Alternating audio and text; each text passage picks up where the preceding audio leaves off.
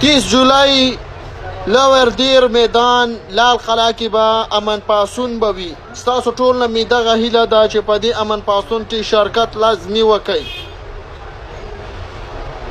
دا هغه علاقه کې په هغه ځای کې امن پاسون دی، په کوم ځای کې چې د پی ټی آی ملک لیاقت وړز او راویړز او پاستري واړو، بیا د میدان خلک او د دیر خلک راټول شو. د حاجي بهادر خان لاړو په هغه ځای کې هغه امن غوښتو او خپل ژوند په خاطر کې اچوي. نن هغه ملک لیاقت د مولانا خانزیب صاحب د پاره یو پوسټ ونه کو، یو خبره ونه کړه. پکار دا چې تا ته احساس شوی وي د دې قصې، ستا وراره ستا ورور په دې قصه کې لاړ.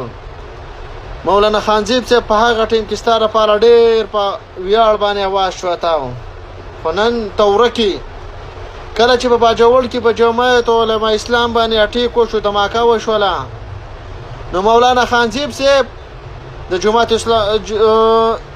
جماعت علما اسلام هر کارکون جنازې ته او د هر فاتحې له ځان ورساو.